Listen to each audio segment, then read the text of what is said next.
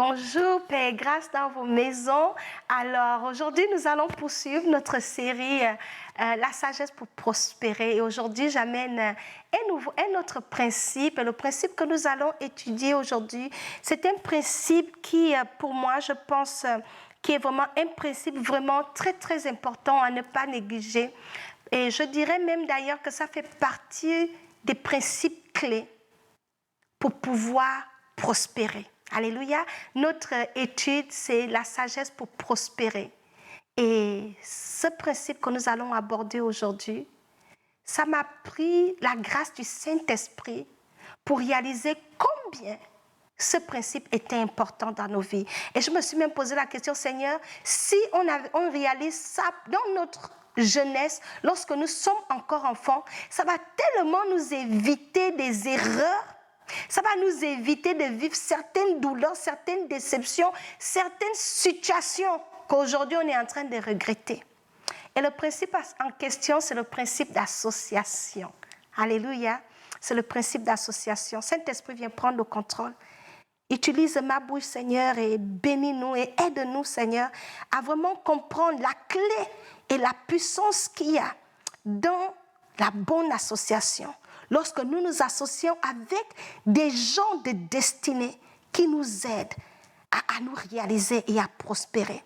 Seigneur, je prie que ce message puisse toucher surtout nos jeunes gens, que ça puisse toucher, donner la sagesse à une jeune fille quelque part qui pourra au travers de ce message saisir ce message dans son cœur et prendre la décision, de prendre la décision de choisir de manière minutieuse les gens avec qui elle va s'associer.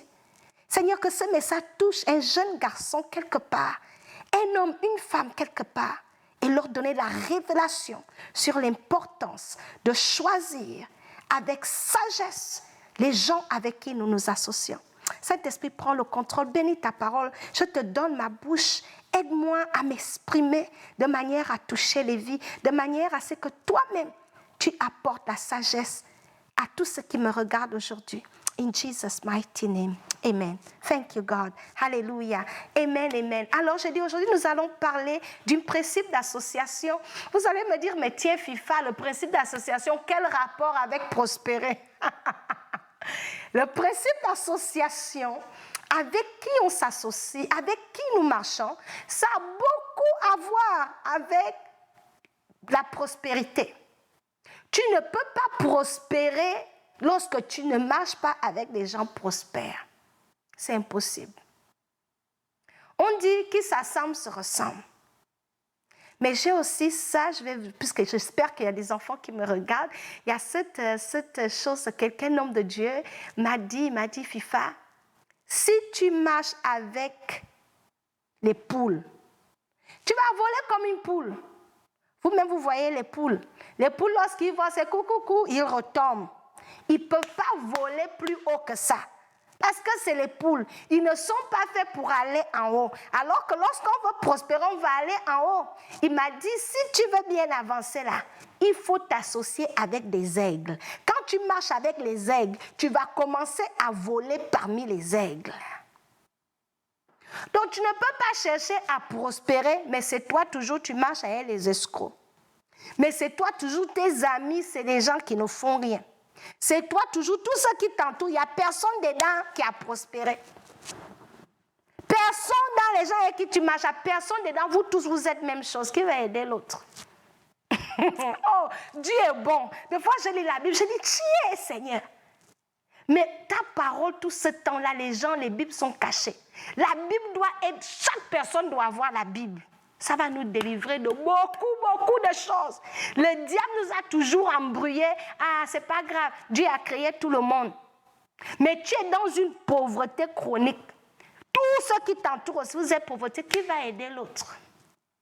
Tu cherches à comprendre comment prospérer les finances. Tu ne marches pas avec les gens qui savent gérer les finances. Tu cherches à grandir dans la vie de prière, mais tu ne marches jamais. Tu ne connais personne qui prie. Tout le monde avec qui tu es là, tu es chrétienne. C'est les gens qui font la même chose que toi. Ce sont les mêmes copines qui vont en boîte avec toi. Qui va te tirer vers la présence de Dieu?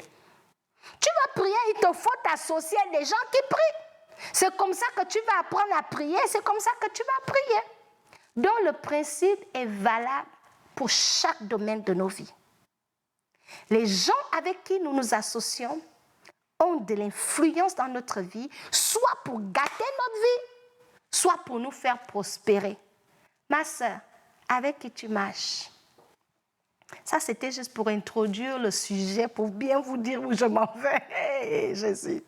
C'était pour introduire le sujet, mais on n'est pas là de parler de mes commentaires. On va regarder ce que dit la parole de Dieu. Prenez vos Bibles rapidement. Au travail. Nous allons commencer avec Proverbes chapitre 13 pour vous montrer que ce que je dis est vrai. C'est biblique, c'est dans la parole de Dieu. Donc, prenez vos Bibles. Proverbes 13, 20. Celui qui marche avec les sages devient sage. Celui qui fréquente des stupides ou les insensés, dans d'autres versions, s'en trouve mal. Dieu dit, tu marches toujours avec les insensés là, tu vas devenir insensé. C'est pas moi, ça c'est Proverbe qui a dit. Tu marches toujours avec les gens qui se moquent des gens, tu vas te moquer des gens. Tu marches toujours avec les gens qui dilapident leur argent dans les bars. Tu vas finir par dilapider pour toi parce qu'ils vont dire, c'est nous, on paye toujours les biens, toi tu viens boire. Aujourd'hui, c'est ton tour, il faut payer. Tu vas finir par sortir l'argent et payer aussi parce que vous êtes maintenant en association. Donc vous faites les mêmes mouvements. Jesus, have mercy on us. 1 Corinthiens chapitre 15, verset 33. Ne vous y trompez pas, dit la parole de Dieu. Les mauvaises compagnies corrompent les bonnes mœurs. On va continuer. 1 Corinthiens 5, 11. Maintenant, je vous ai écrit, c'est de ne pas avoir des relations avec quelqu'un qui se nommant frère est impudique, cupide ou idolâtre ou outrageux ou ivrogne ou ravisseur. De ne même pas manger avec un tel homme. Ça, c'est Dieu encore qui te dit ça. Dieu te dit, tu vas t'en sortir dans la vie là. Il y a quoi pour toi? Pitié, prends conseil. Si tu as les oreilles, écoute ça là. Il dit, ne t'associe pas à les idolâtres. Toutes tes copines vont chez les nganga. Et un jour, elles vont te dire, ah maman, toi aussi, il faut venir, on va aller chez le nganga, j'ai lavé le corps là-bas. C'est comme ça que tu te retrouves à fréquenter les nganga. Et les mêmes conséquences qu'elles trouvent chez les nganga, ça va te suivre parce que tu ouvres la porte à ce qu'elles font. Ceux qui marchent avec nous, ils nous influencent, tu le veux ou pas. Tu marches avec quelqu'un qui a le mauvais, que tu finis même déjà à avoir aussi le mauvais, que quelqu'un qui n'aime pas, va toujours t'amener des discours pour être avare, parce que c'est son domaine. Et tranquillement, toi aussi, tu vas commencer à dire, ah oui, elle a raison, hein. La soeur là, tu vois, elle ne donne pas, elle a même raison de ne pas aider. Toi-même aussi, tu es influencé dans ça, tu deviens avare. Un matin, parce que tu es une association des avares. Dieu dit, les ravisseurs. Vous faites des plans, allez escroquer, les gens vont aller inventer là-bas, vous allez voler les veuves, vous allez braquer la journée. C'est en association, vrai ou faux? Les braqueurs vont être d'autres braqueurs. Tu ne peux pas me dire que tu crains Dieu et tu vas t'associer avec un braqueur et on connaît la fin. La fin de tout ce qui est péché, c'est la mort, c'est garanti. C'est la raison pour laquelle on ne peut pas s'associer à des gens qui vont nous conduire vers la mort. Tu marches avec un escroc, on va vous attraper, la mort, c'est la prison.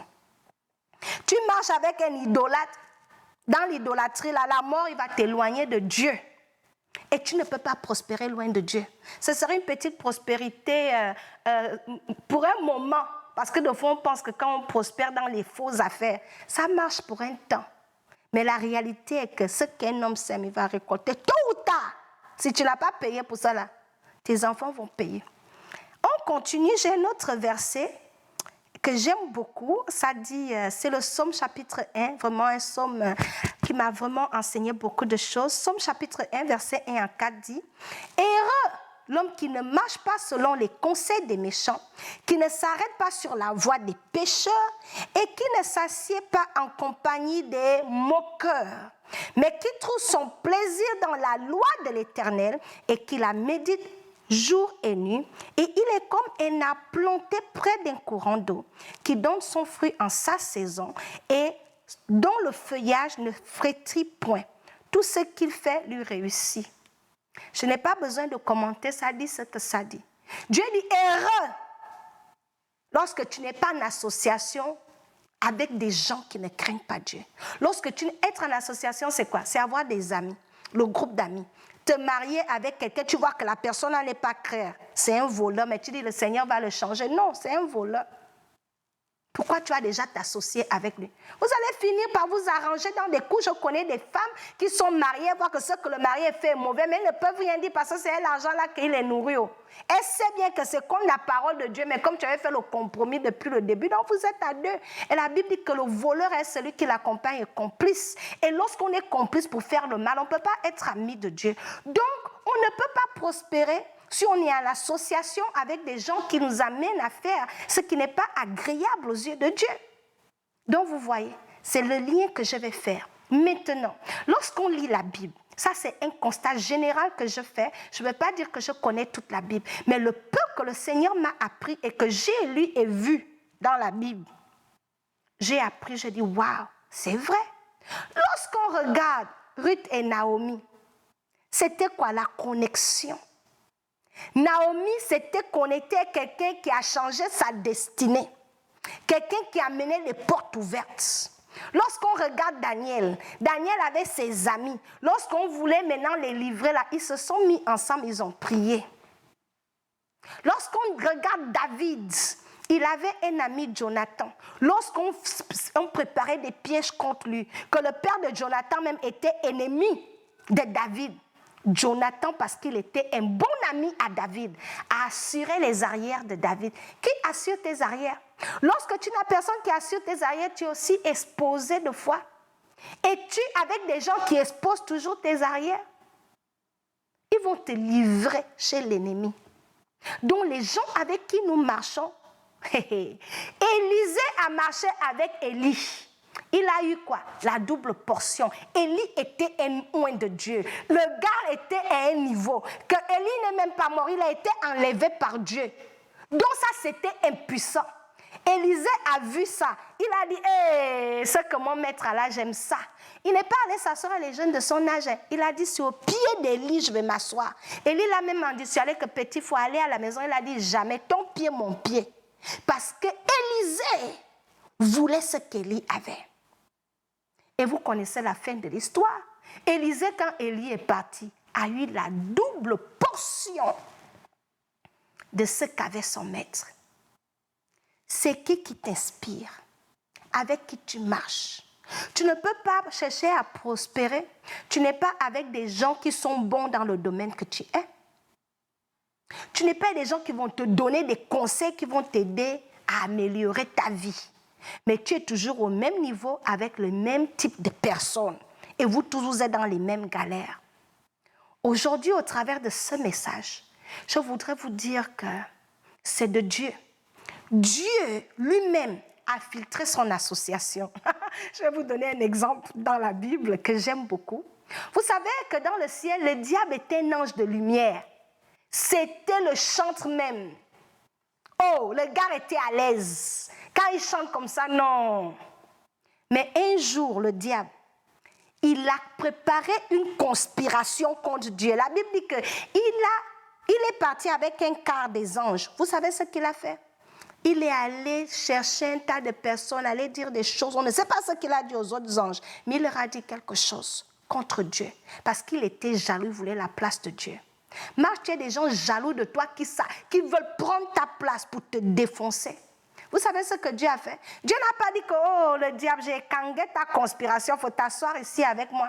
Non! Dieu l'a précipité dans les profondeurs de l'enfer. Vous savez pourquoi? Parce que Dieu l'a dit que je ne peux pas être en association avec quelqu'un qui veut me nuire, avec quelqu'un qui fait des conspirations pour ma chute. Dieu qui est Dieu, Dieu qui est amour, il pardonne.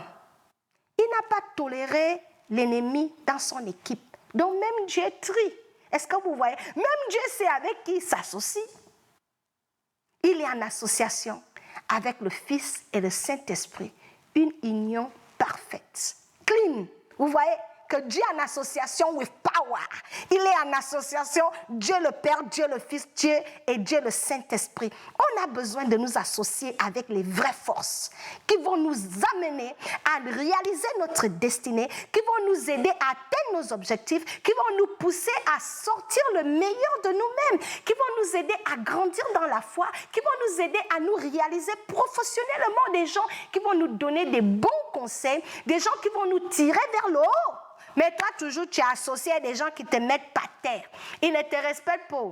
Des escrocs qui sont avec toi juste pour te finir. Tu marches avec eux, c'est toujours toi, tu dépenses sur eux, ils ne te donnent jamais rien. L'escroquerie, tu es toujours avec les amis qui sont amitiés avec toi avec bénéfice. Et puis tu dis, tu es ami. Ce genre d'amitié ne peut pas te faire prospérer. Donc, les gens avec qui nous sommes en association peuvent influencer notre destinée, en bien ou en mal. Et quand ta destinée est influencée en mal, il n'y a pas de prospérité dedans.